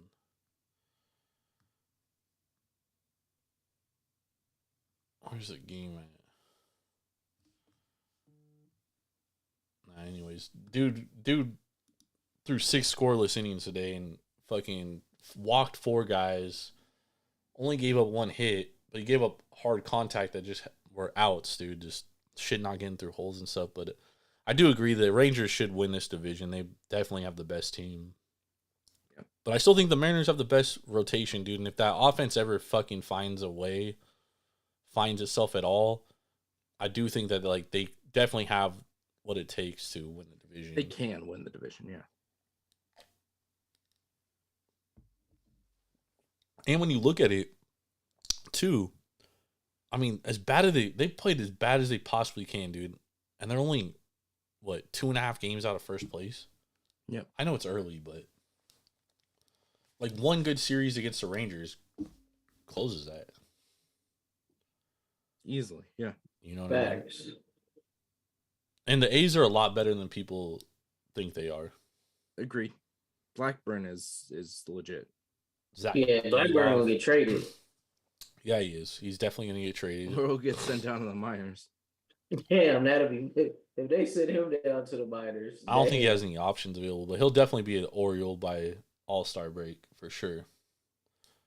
But Geloff is really nice. Rooker looks good again. JD Davis, actually, the Giants should have never given up on him, Ben. He might be the best hitter on the A's. He's hitting like 380. I'd rather have Chapman. Jesus Luzardo for the 1-9 Marlins versus Nestor Cortez tomorrow. We're not there yet. Nestor the molester. All right, let's move over to did we do all the ALs? Yeah, we're on National League. National League East, we got Atlanta 6-2, Phillies 4-5, the Mets 3-6, the Nationals 3-6, and the Marlins 1-9. There's only 3 teams to talk about. Marlins complete dog shit. Mets complete dog shit. Nothing to talk about. The Nationals have a bright future if they could ever get a damn bullpen. Yeah, the bullpen looked good today. They're in every game. They just got to worry about that sorry ass bullpen. And then we already know this division is going to come down to the Phillies or the Braves. Both of them look good. I think they played a 3-game series. Well, they had the opening series. The Braves won 2 or 1. They won Braves 2. won 2, right? Yeah. And the Phillies won 1. So. Yeah, but there's 2. Oh, sorry. I thought you were done. Sorry. No, go ahead. No, I'm done. I was going to say that there's 2 major issues with this division. Is that Strider going out for Tommy John is absolutely huge, and that's going to change that race for number 1. Especially because Max Fried looks like shit. Yeah, Max Fried's looked like shit for the last 2-3 years now. Cooked. Yep, and come June 1st, when the Nationals can bring up all their young kids, this is going to be a completely different team because they have the relief pitching, they have the bats. Who? They're just in the minor league system right now. The Nationals? Yeah. Yeah, but like Irv said, dude, like that bullpen, honestly, like they should have 5. They should be 5-6 right now. But that bullpen has lost 3 games. So even if I give them those 3 games, dude, they should be 5-4. Yeah, but they will get the bullpen at the end of not even at the end of the mid-year, because they're all young kids right now, and they don't want to extend those MLB years yet. Yeah, I mean, as long as that bullpen can stay consistent, dude, like this is a team that can compete for a playoff spot, which we kind of thought was possible given the talent that they have. And like Logan Thomas started out super slow, and like he's come on the last series. Meneses looks good again. CJ Abrams hasn't played the last 2 days. I don't know if it's because they were facing lefties or if he's hurt, but like they need CJ Abrams back because he looked really good last year. But again, like this bullpen cost them so many games last year, cost them 3 games this year. Like they got to get that shit together, bro. Like can't be blowing games left and right like that. They'll be the number 3 team in the division. I don't doubt that at all. The Mets cannot fucking score to save their lives. Well, they hit well in Great American Small Park this weekend. Yeah, but even then, they didn't. They put up what 3-4 yards for 4 runs. Yeah, but I mean they won 2 out of 3. Francisco Lindor got to be arrested. Yeah, he's stealing money, bro. For grand motherfucking larceny. That motherfucker has no hits. Well, and Alonso's gonna get traded probably sooner than later. He got to be sooner than later because they need something. Yeah, they got to retool that farm system. But I really like Francisco Alvarez, dude. I really like that dude. Yeah, he's nice. But aside from him and Alonso, That whole lineup leaves a lot. Ronnie Mauricio is going to be good too. He's coming up. Yeah, and Beatty should be good. But yeah, he's shown spots. But the big thing about the Mets is like, Jeff McNeil 2 years ago fucking had like a unbelievable season. He's never come close to that. I mean, he's a Jag, right? And then Brandon Nimmo too. Like he hasn't come close to that season he had 2 years ago. So it's like you're paying those two guys like big money, and neither of them have looked anything like they did. Starling Marte too. Yep. Starling Marte don't look nothing like he did 2 years ago. So that team, I agree. They got to trade some guy. They got to kind of just rebuild and retool a little bit. Yep. Definitely the Phillies and Braves division though. Yep. For sure. All right, NL Central: Pittsburgh 8-2, Milwaukee 6-2, Chicago 6-3, Cincinnati 5-4, and St. Louis 5-5.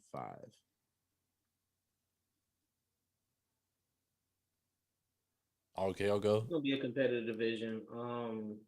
But if This fucking guy. if the Reds can pitch, I like their lineup better than anybody else in this division by a mile. The Brewers are actually surprisingly playing better than what people thought. But the thing with them is, can they pitch and hold up? Because they don't have Devin Williams. I know Peralta is nice, but who do they have outside of him? I think they got a rookie going on a bump tomorrow. So is that pitching going to be able to hold up against those major league bats over the rest of the season? Because the offense is putting up runs. So that's the only question mark with them. The Cubs, same thing. They got a good lineup, but are they going to be able to pitch enough to be competitive and win the division? Maybe, maybe not. Shota Imanaga looks real good. I don't know if we got an update on Justin Steele yet, because I know he went down with that injury, so I don't know what's going on with him. But it's like it's going to be a competitive division, but if O'Neal Cruz stays healthy, honestly, I don't see the Pirates losing this division. Woo! I love that. Yeah, Ben and I were talking about this earlier. I like this Pirates team. I do think the back of that lineup is an issue, though. Like, yeah, it's terrible. It's really bad, and then the starting pitching, like, if Mitch Keller's going to be as bad as he is, like, they're definitely going to have an issue sustaining. They got to call Paul Skeens up immediately. He should have been on the big league roster.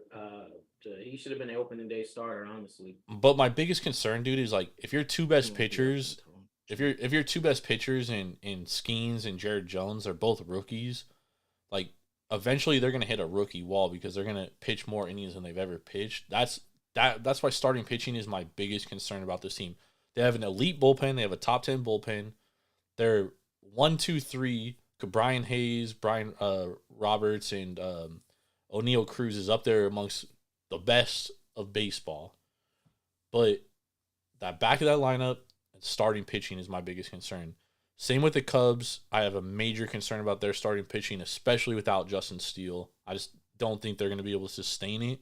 And I think their lineup is significantly, like, they don't have stars like Pittsburgh has. Like, Pittsburgh got 3 dudes that are better than anybody the Cubs have. You know what I mean? Yeah, easily. And the Brewers, I would say the same thing, like, because Jackson Churio looks really good. Obviously, he's going to be an all-star. Yeah, Willie Adames looks good again. Yeah, but again, they played the Mets, the Twins, and the Mariners. Yeah, I mean, you got a 3 point. teams that can't put up fucking runs. But Ben, like, what have we been complaining about the Brewers for years, dude? Is that they can't score runs against anybody. Now they can, and now we're like, the starting pitching might be their issue. The only impressive game to me is that 12-4 against the Mariners. I mean, the other games that they've won have been 1-run games. Yes, they put up 7 against the Mets, but it was a 7-6 game. You put up 6 against the Mariners, and again, it was a 6-5 game. Yeah, I mean, not having Devin Williams you're talking about one of the best closers in baseball. Like, that has significant, like, that's going to hurt your bullpen. And their bullpen hasn't looked nearly as good as it did last year at all. Like, I have my concerns about the Brewers, but I think that's the thing with this division is I think everybody has significant weaknesses. Like the Reds, Yeah. Like Irv said, if the Reds they got to get healthy first of all. Like they don't have Matt McClain yet. Mm-hmm. They're also missing. They're missing someone else too, right? In their lineup. But the point is, like, a lot of these teams have holes, like significant holes. Yeah. So basically, it's like which one of these teams is going to hold up and overcome their weakness for the entire season.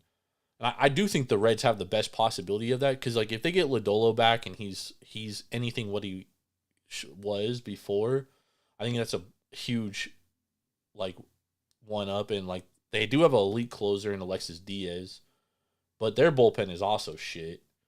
Like, they've blown a few games. The Cardinals, like, I'm going to count them out because they got fucking AARP discounts, dude. Like, that team's old as shit. They're definitely not holding up till the end of the year. Yeah. I mean, I agree. I think it's going to be a run for the top of between Cincinnati and Pittsburgh. And, you know, I question the Reds just because Pittsburgh's got an elite starter coming up, and Cincinnati has mid starters coming up. I agree. You know, you get the Novelli Marte. How long is he out? All year? 60 games. That's who I was thinking of. Novelli. Yeah, like Novelli and McClain both out. So okay, getting Novelli back mid-year is going to be big for them. But how has Novelli gotten popped for steroids and Adolis Garcia hasn't? Yeah. So that picture that was floating around Twitter, he's not that damn. He's not that big. Yeah. He's big though. He's big. He's not that. But he ain't that big. Yeah. I'll now have to go back and look at that picture. Like, man, y'all was talking in the group chat. I'm like, that's not even him. That's fucking AI. It's fucking Terry Crews over there. He does look like Terry Crews. He does look like Terry Crews. Who the hell is Terry Crews? Oh, you talking about Damon on Friday? Yeah, the actor. I forgot that's his name. I call him Damon. Come on, man. You're not black, dude. What you mean I'm not black? You know who Terry Crews is? I know who Terry Crews is. I just said I forget his name, motherfucker. I call him Damon. You know, the only reason why you're black is because you can't swim. Damn. He said it. He said it, not me. He said it. Pretty fucking racist. So. But I don't know how to swim, so no way. Come on. Man. See, he said it, dude. He literally told me. He told me he didn't know how to swim. I was like, "There's no way you don't know how to swim." He's like, "Nah, dude. I swear to God, I don't know how to swim. I'm black." That's why I don't go on cruises. Like, what if something goes wrong? You ain't got nothing. You got a life jacket, dog. Oh, they got life jackets. Like life jackets, life boats. You're fine. That's true. Enjoy a fucking cruise, man.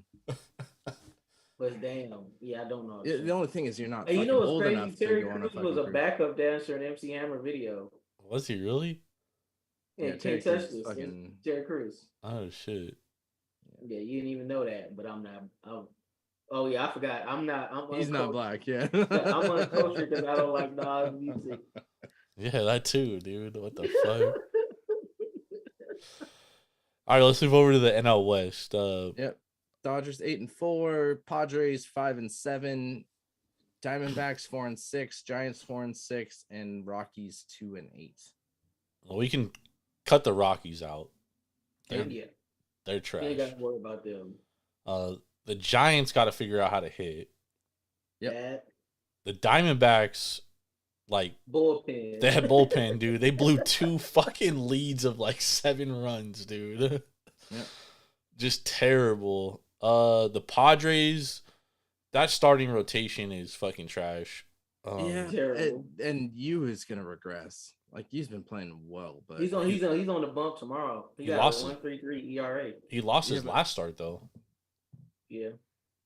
No, he pitched the Giants. No, his last start he pitched against the Cardinals and he lost. Oh. I thought he pitched twice against the Giants, but I guess not.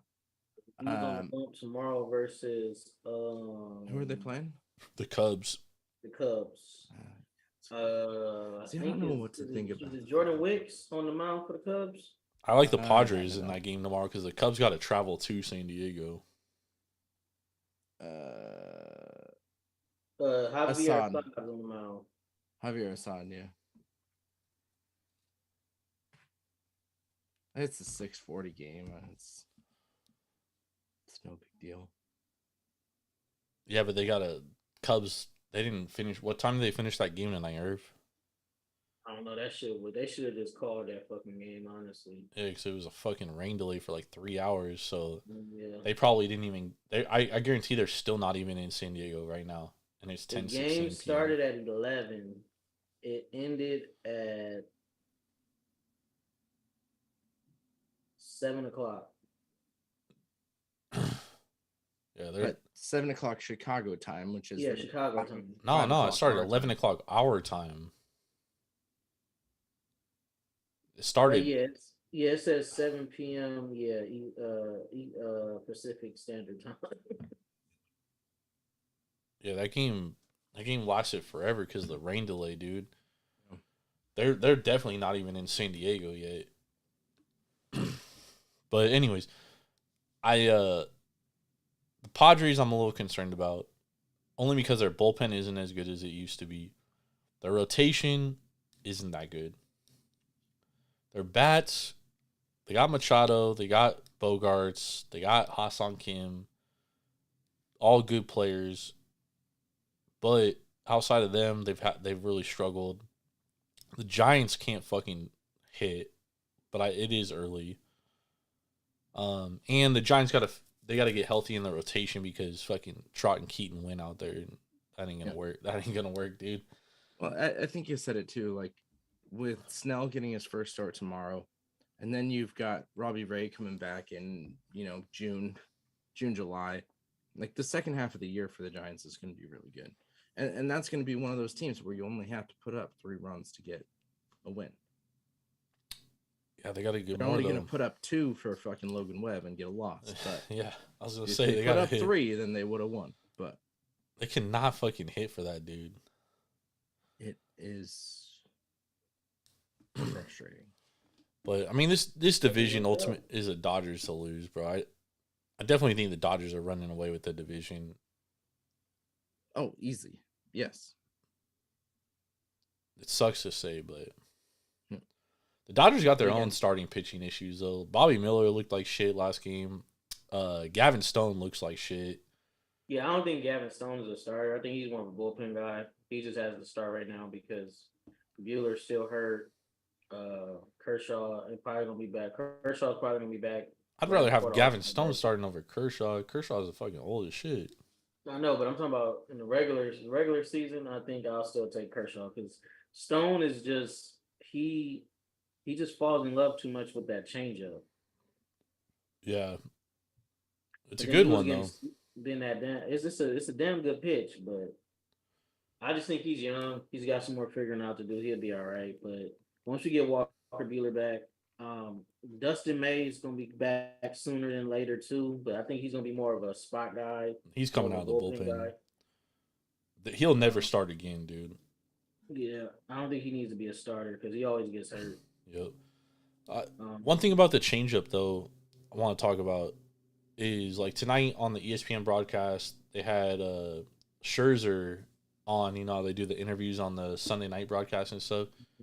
And Scherzer was talking about Dane Dunning, and he was like, Dunning has a great changeup, but for the changeup to be effective, you have to spot the fastball, or else the changeup isn't effective because a hitter can just sit on a fucking changeup. And I think that's the big thing about Gavin Stone is like you have to establish the fastball to throw a good changeup. And that's his issue is like against it. I think it was the Cardinals he faced last time, right? Like the first 2 times through the lineup, they were fooled by the changeup, fooled by the changeup. He was mowing their ass down. But then they got to him. Then the next inning he gave up 2 or 3 runs? Yeah, because they just started sitting on the changeup because they knew that's all he was going to throw. So like he has to establish the fastball for the changeup to be effective. And I think that's a big thing. Like I definitely think he could be a fucking quality starter. Like I have no doubt when you throw a changeup that good, you just gotta. He could be a quality starter. I just think he still needs some more time, more developing. Yeah, just like Bobby Miller. Same with Bobby Miller. You know what I mean? Like Bobby Miller, like get him there. There's starts where Bobby Miller looks every part of an ace, and then there's starts where like it's like, what the fuck is this guy doing, dude? Yeah. And that's part of being young though, dude. Like you have to learn the ins and outs of fucking Because major league hitters, they're gonna pick up on things, bro. That's why they're in the big leagues, bro. These are the best hitters in the fucking world. Like, you can't not fool them. And that's another thing Scherzer said too, because Dunning gave up a home run to Jordan, and they asked him the next time, because when they had him up, he was facing Jordan for the second time. And they said, when you give up a home run to a guy, like, do you not want to throw that same pitch? He said, no, you got to throw your same pitch because you got to trust your stuff. Like, you have to know your stuff is better than the hitter, or else he's going to fucking dominate you. Mm-hmm. And I think that's a big thing, dude, is like, you just have to learn how to pitch. And that's a tough thing about baseball. Like, it is a tough game, bro. Baseball is the hardest game in the world. Period. There's not a harder game in the world than baseball. Maybe golf.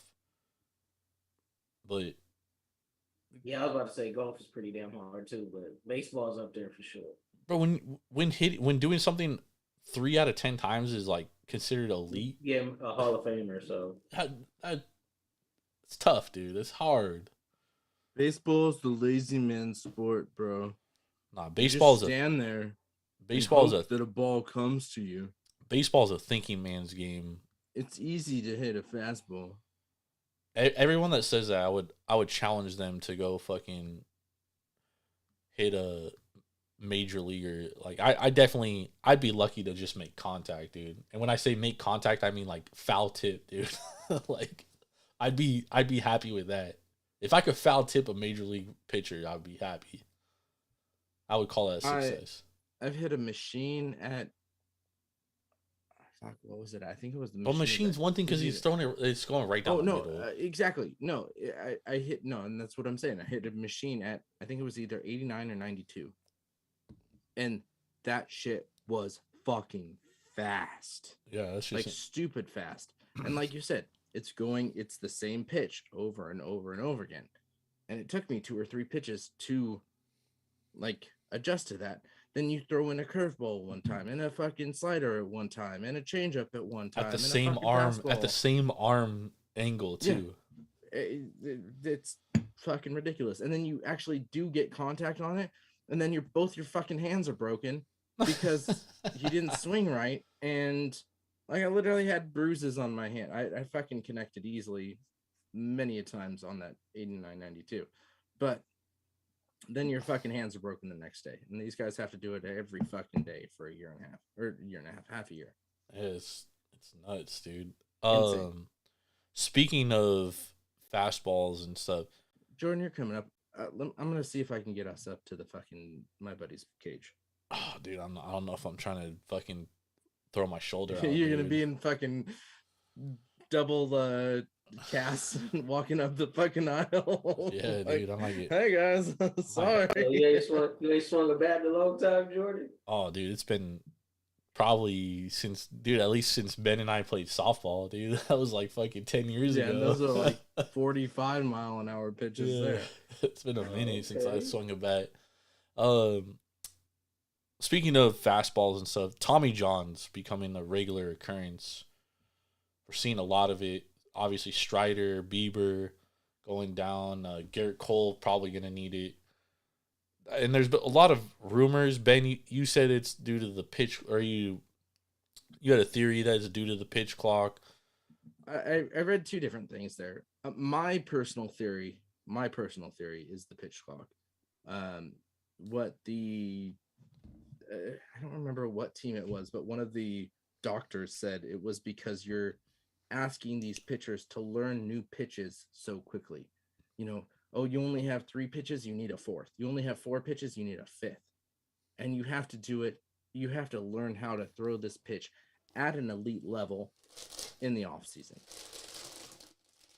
Well, I do it on MLB The Show all the time. Oh, yeah, I know. These fucking pitchers are weak because that, and maybe if they, I wouldn't say let them use the sticky tack, but maybe maybe something, maybe an alternative to that won't give them such an edge and such a uptick in their spin rate and their RPMs. Maybe because that will relieve stress on their arms and their shoulders and their elbows and their joints. So, because the rosin clearly ain't enough. Yeah, well, who was it that just said it yesterday? Like, No, that was Tyler Glasnow a couple of years ago. No. There was somebody yesterday who said, like the difference between baseballs this year has been even worse than previous years. Oh, what's the name complained about that? Fairbanks complaining about it. Yeah. It's always it was like yesterday or the day before. What's his name? Dr. Andrews, the dude that's famous for Tommy Johns. He came out and he said the biggest issue is not minor leagues, but it's like high school level where they're so focused on spin rate and stuff that like the elbow ligament isn't fully developed until you're 26 years old. 26. Yeah. So when you're in high school and you're going out there and you're throwing curveballs, you're focused on spin rate, you're literally shredding your elbow. And then by the time you get to like the big leagues, your elbow's like basically fucking gone. Yep. And then you need Tommy John. So he was saying the biggest thing is like in high school, your arm should only be throwing 80 to 85 miles an hour. Like you should not be throwing any more than that. So I honestly think the development might be the biggest issue. And remember, if you guys remember, back in the day, right, there was no such thing as like year-long baseball, dude. Like everybody played baseball, football, and basketball.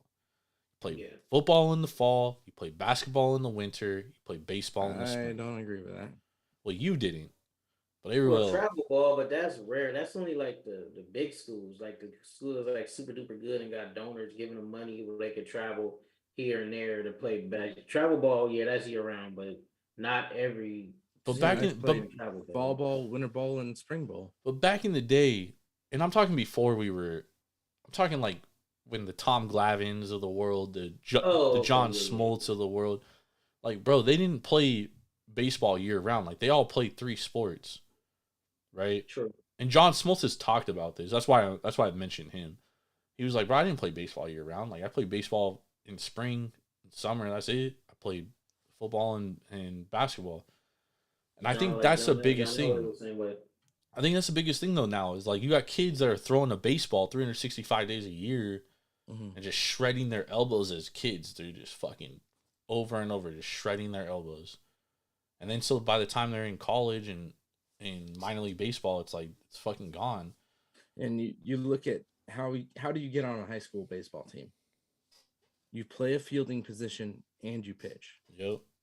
So you can have a pitch and a field player on roster. Yep. And that's huge. Yep. Honestly, I think the youth game got to change. Yeah. I mean, I think it's a combination of both. Because I mean, the way that my personal thought is that the pitch clock is definitely changing things. Because yes, baseball it's great. You're dropping the game by 26 minutes. This year it's going to go even up because you're dropping an extra 2 seconds on when players are on base, but you're pitching the same amount. You're asking a pitcher to pitch the same amount of pitches in a shorter time period. So previously you'd be throwing that 100 pitches in 90 minutes. And now you're asking that pitcher to throw 100 pitches in 60 minutes. Yep. And you're dropping that time in by a third. And that's asking a lot. When you do have those spin rates, you have those high leverage fastballs, you have 4 or 5 different arm angles, curves, grips on that ball that is going to really tax your arm. Agreed. And that's hard on a pitcher. Yep. That's something that 2 years ago we were not asking pitchers to do. I mean, Tommy John's been going up since like the early 2000s. Oh, I know, but we're seeing a big uptick in high leverage pitchers that we didn't necessarily see. Oh, your boy retired today. Steven Strasburg. Yeah, I mean, case in point right there. Yeah. And he has nerve damage. Yeah. To his elbow or his shoulder? Got his shot. He can't even throw a fucking baseball no more. Was it to his elbow or his shoulder? It's both. He got nerve damage in his shoulder and his elbow. Damn. It was that fucking World Series run, bro. Yeah. Well, pitch Did you win? He pitched every other day, dude. He pitched every other day in that fucking run, dude. Shit was unreal. To be honest, I'm surprised like Bumgarner doesn't have it. I mean, that's probably why Bumgarner fell off though, is because he pitched so much in the postseason, dude, and like he was especially after that 2014 run, like he was never the same, dude. Like he pitched so much in that fucking World Series. Y'all hate it, but I'm getting this. I just got shown it today. Fucking panorama of I think it was AT&T at that point with the World Series tickets next to the 2014 World Series tickets. Next to the picture. Sounds lame. I'll make sure I send it to you, Irv, every fucking day. Irv ain't never even seen a World Series in his life. He's seen a Mickey Mouse World Series. Yeah. You got the hat? You got the ears? Jordan, when the last time your team won a playoff game? I bet you can put your fucking in 2021 braids and won a playoff into Mickey Mouse ears. Mm-hmm. My team won a playoff game 3 years ago. Okay. Ben, when the last time y'all even been to the playoffs? Oh wait, yeah, y'all did. Y'all lost to us. My bad, I forgot. Whatever. How many World Series do you have in 2020s? One. With an asterisk. Yeah, with an asterisk, because you only had to play fucking 60 games. Yeah. It was a real title to me. Yeah. I enjoyed every moment. Yeah. I enjoyed every moment of our 3, so don't worry. Yeah, you won't never win another one again, so it's not worth it. Oh, man. I almost got a full hand, so. Well, before we get out of here, too, I do want to talk. To Shohei, getting Roki Sasaki. Yeah, I think in the next 10 years. You're going to be disappointed in y'all the next 10 years. Don't worry. Y'all definitely don't worry, short, you're going to be disappointed. About 3 or 4 of them things. Y'all definitely going to fall short. Lovely. Don't worry. I do want to talk about the A's moving to Sacramento because I have a very differing opinion than a lot of A's fans. So I did want to talk about this before. Yeah, they only be called the A's or the Athletics. They're not adopting. Well, yeah, I mean they shouldn't because they're only going to be in Sacramento for 2 years. Yeah. But and they're playing at the AAA stadium. Yeah. Yep. The River Cats. Damn, they're gonna be scoring a lot of runs. It's a big stadium. It's Major League dimensions. Yeah, I know it got altitude too, though, right? No. Nah. Sacramento's it's like slightly above sea level. Oh, okay. But my biggest thing about the A's, and it's like I keep seeing this shit on Twitter, bro. It's like everyone's like they're taking the team away from us, blah blah blah. Like they're doing it on purpose, etc. It's like, bro, and I say we as A's fans, haven't shown up to the stadium in fucking 20 years, bro. Like, we've only had over 2 million people in attendance one time in the last 20 years. That was 2014. It was barely over 2 million. We were in a pennant chase in 2006, and I was in college at the time. And me and the homies, it was called Double Play Tuesday. You would get a $3 BART ride up to the stadium, $3 ticket, or I'm sorry, $2 BART ride, $2 ticket, $2 glizzies, $2 fucking sodas. Like cheap as fuck, bro. Like, and we would fucking sit behind home plate because there'd be nobody there. And it's like, now you guys want to complain about fucking the team moving? Like, bro, nobody has shown this team love, bro. Like, nobody. Like, y'all don't go to games. Yeah, but the experience isn't fun. It doesn't matter, dude. Like, why? It does matter. No, because, Ben, if I'm an owner, if I own a team and the city that I'm in, even when I put a winner on the field, doesn't support it, why the fuck would I invest in building a stadium there? Why? Because why would you, at the current location, why would you want to sit in fucking horrible trash traffic to get off on Hindenburger? You'd have to sit on trash traffic to go to a nice stadium too. It would be even worse because there's no. But it makes it worth it if you're going to a nice stadium. Why are you gonna go to a place where every fucking where it smells like piss, Oh, stop it, dude. It does. No, dude. it does It not, does. bro. Stop, Ben. Stop. Walking down the fucking Is Oakland Coliseum a shithole? Yes. It is not Yes. like it is not. It does not smell like piss, dude. It does. Ben, stop it. It does. You're overreacting now. Look. Yeah, Candlestick was ass for years. Yeah, Candlestick was trash. And that's the other point too. Is like if you want to be mad at anybody, be mad at Giants ownership. I agree for the fact that like they did not allow the that. A's to build a stadium in San Jose, which was the original plan. And the A's gave up the. I didn't know that. Yeah, 2006, they were planning on building a stadium in San Jose. The A's gave up their territorial rights in 1993 to San Jose, so the Giants could build AT&T Park, or what is now Oracle Park, which the Giants, fun fact, originally filed to move to Tampa Bay in 1992 because they didn't want to play in Candlestick. They've been trying to get out of Candlesticks in 1982. Mm-hmm. So if the A's fans want to be mad at anybody, be mad at the opposing team in the Bay Area. The Giants ain't shit, bro. That's fucked up. That's why I always hated the Giants, bro. People don't understand. Like, I've always hated the Giants because the A's always had higher attendance than the Giants since the 80s to 1994.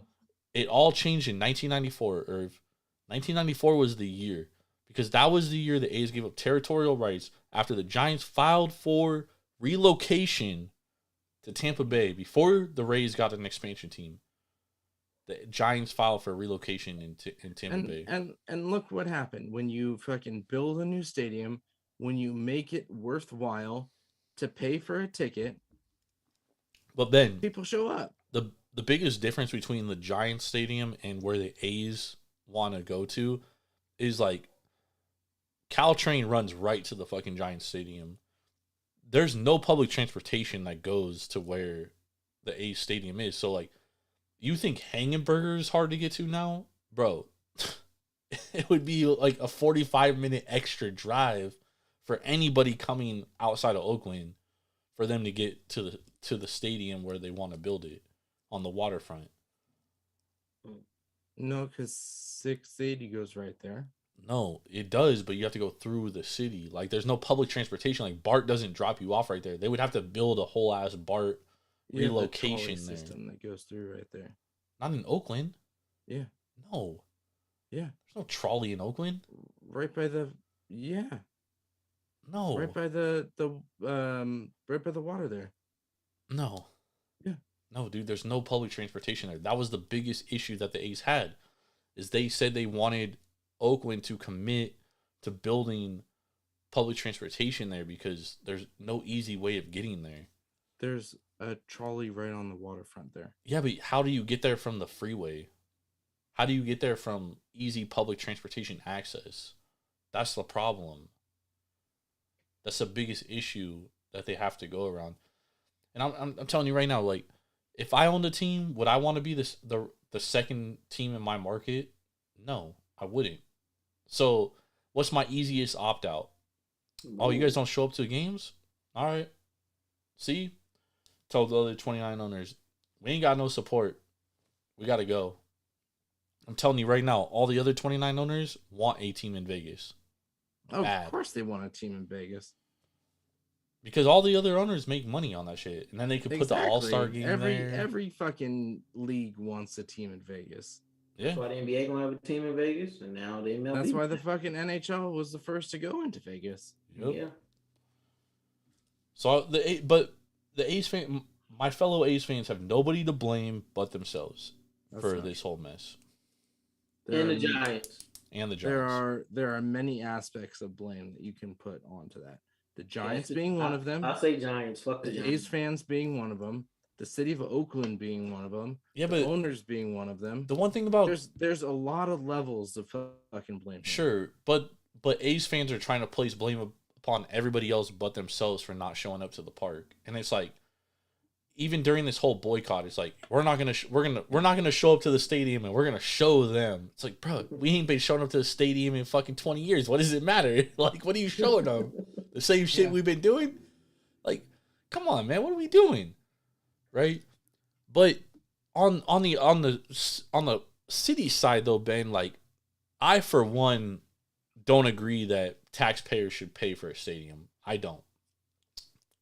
Billionaires should pay for their own fucking stadiums. But I mean, I would also shout out to Stan Kroenke. Shout out to. I would also say that if you build a new stadium, it's going to bring people into your city. It's going to add jobs to your city. It will, but you still bring what they were talking about in Oakland, where they were going to build a whole like downtown area around. Yeah, and stadium, and it would have been yes. But the thing is, Ben, is like you're talking billions of dollars of taxpayer money. When let's be honest, dude, it could go a lot of other places. Dollars of tax. You're talking about $1 billion. Yeah, but it could go elsewhere in cities, especially like Oakland. I mean, yeah, but what are they gonna fucking do with it in Oakland? Well, nothing. It's gonna go into people's pockets. That's not like it has been for the last 20 years. Probably, but it's not necessarily true. I mean, I don't know the ins and outs of like where their tax money is going. But I mean, the same thing's true here in Vegas. Is like Vegas wants to give public money to build a stadium. And if I'm an owner and it's like, oh, you're going to give me public money? Like, yeah, I'm going to go, dude. Like, what the fuck? You're telling me I ain't got to pay the whole fucking fee to build a stadium and, like, it's going to be mine? Like, yeah. Just like the Raiders did when they came here. And, like, I live in Vegas. I'm not a proponent of taxpayer dollars to go to the A's stadium.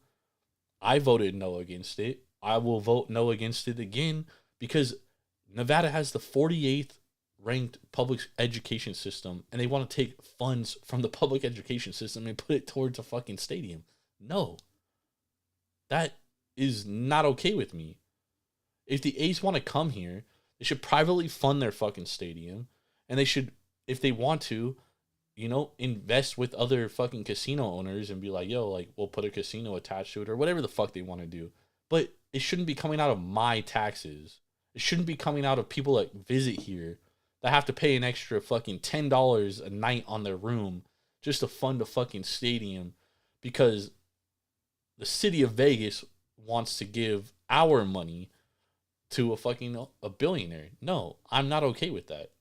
City of Vegas is not giving their money. They're because it's paradise. Technically, yes. And Vegas isn't getting the tax money. But which is why their mayor is saying, maybe Oakland should relook at this. Yeah, but it's coming. But paradise is coming from taxpayers, and it's coming from taxpayers mostly in the hotels that are going to have to pay for it when it should be going to education. Yeah. Nonetheless, just wanted to share my 2 cents there. Damn, we've been on for a minute. Final Four or national championship. We got any thoughts? It's going to be a hell of a game. It is going to be a great game. Both teams have covered every fucking game they played. Yeah, 6.5 is not a lot, but it's also not a little. Nope. I have 2 futures on Purdue to win, so I will just be sitting back and watching this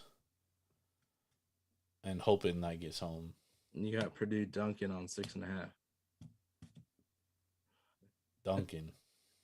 Let's get it. Irv, what you got any thoughts on it? For best bets for tomorrow? No, for Purdue and UConn. Oh yeah, Purdue +7. I think they're gonna win outright, honestly, because the way they play versus NC State, that was probably their worst game of the year, and they still won by double digits. It's facts. And I also think that Edie is gonna be able to cancel out Klingman. Agreed. All right, let's get some best bets. Here we go. I got 3. Purdue +7. Damn, here we go. Okay. I got the Dodgers on the run line, -1.5, and also give me who else I was looking at on the run line. Zach Gallen's on the mound tomorrow versus Kyle Freeland. So give me the I can't believe he's only -175, but only. But give me him on the give me the Diamondbacks run line as well. Damn it. My 2 bets. Dodgers versus Twins. I had run line plus 110. And then I had Diamondbacks with Gallon going against Freeland. Freeland popping off a 27. Fucking hey, you guys are taking almost Yamamoto right there. I was gonna go first 5. Nah, my boy Yamamoto ERA is a 4 down. Both my guys taking the 2 most square bets of the day. What could possibly go wrong? Look at that. Why not? Tell me why I should. Honestly, no. I wouldn't talk you guys out. I wouldn't talk either of you out of it, to be honest. I'm going minus a half a run. I'm gonna go first 5 on that one. I'm gonna go minus half a run on that. I do have Dodgers that I like. Tomorrow, Toronto, Seattle under. Neither team can fucking put up a run. I like the over for the Golden Knights and the Canucks, and I like the over for the Penguins and the Maple Leafs too. Also like Pittsburgh minus a half a run. The first 5 going up against Detroit. Jesus, y'all spraying the board. That's what we do. I like. My favorite bet is Purdue though. I'm ready for Dan Hurley ass to get packed up. I like it. All right, I got my best bet tomorrow is Mariners plus 104 on the money line. I think they bounced back, man. They had a rough series against the Brewers. Castillo has not looked good, but he's gonna bounce back. He's gonna have regression to the mean positively. I like the Mariners plus 104. I think the Blue Jays fucking suck dick, dude. I think that team fucking sucks. Okay, quick question before we go. We've got Giants, Washington, Snell making his first start versus Trevor Williams. Lean Giants, but I'm gonna have to pay a tax because Snell's on the mound. Yeah, Giants is minus 240. Yeah, I think it's too high. Yeah, especially for a team that can't fucking score. Honestly, I think the value is actually on the Nationals, but at plus 200. Yeah, I would probably play Nats some way, or play like Giants team total. I don't even know. I wouldn't play them over. That's what I was thinking. Because over under is at 7.5 right now, so Giants team total will probably be 4. I was gonna play Dodgers team total over tomorrow. I think that's a good bet. My fear about playing the Dodgers is the fact that like that game against the Cubs ended so fucking late. Like I hate playing teams off Sunday night games because they always. That wasn't a Sunday night game, and they don't gotta go that far. Technically, it wasn't, but the fact that it ended later than the Sunday night game is. Yeah, but they only gotta go. I think Minnesota only like an hour and a half from Chicago. It is. It's a better play than taking the Cubs against the Padres tomorrow. Like I'm probably gonna play the Padres somehow tomorrow too. Minnesota also didn't play today, so they have all of their bullpen. That's true too. Yeah, Minnesota's been struggling hitting. They got Bailey Ober on the mound. You know what his ERA is? Yeah, he's been trash, but he was good last year. 54. The Yamamoto numbers, huh? Nah, Yamamoto his ERA is 40. 40? Yeah, was Webb's ERA? Like 5. Not as bad. Nah, it's pretty. It's not good. It's worse. It's not good right now. Webb got to get it. Webb got to get it together, bro. Webb had one good start and one bad start, so. Well, he's at 3 starts. Logan's 4.86, so yeah, we're okay. He said we're okay.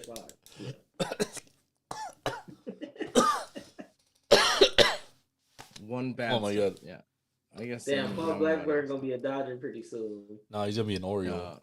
I agree. When the last time the Dodgers and the Athletics made a trade? Rich Hill.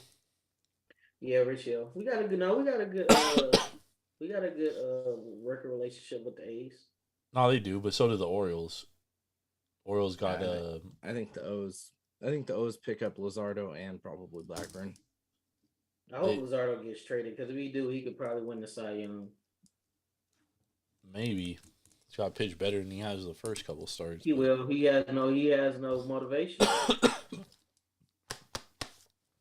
Oh my god, I choked on the fucking web shoes. Damn, Yuri Perez is out for the year too. Sheesh. Yeah, that's another one.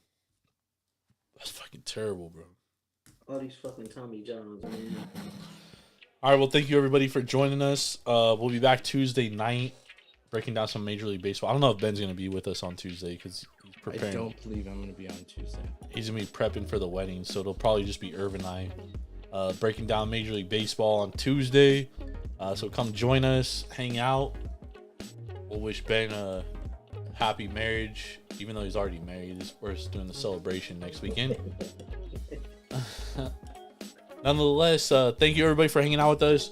We'll be back. When I was a kid, you know, you always thought this figure, you didn't want to get in trouble, so you put this figure up. Yeah. This is almost fuck you. Almost fuck you. This is fuck you. This is almost fuck you. Follow us on Twitter at taproom_sports. Follow Irv at SwervinIrvingTSP. Follow myself at Jordan Rules TSP. Follow us on Instagram at Taproom Sports Podcast.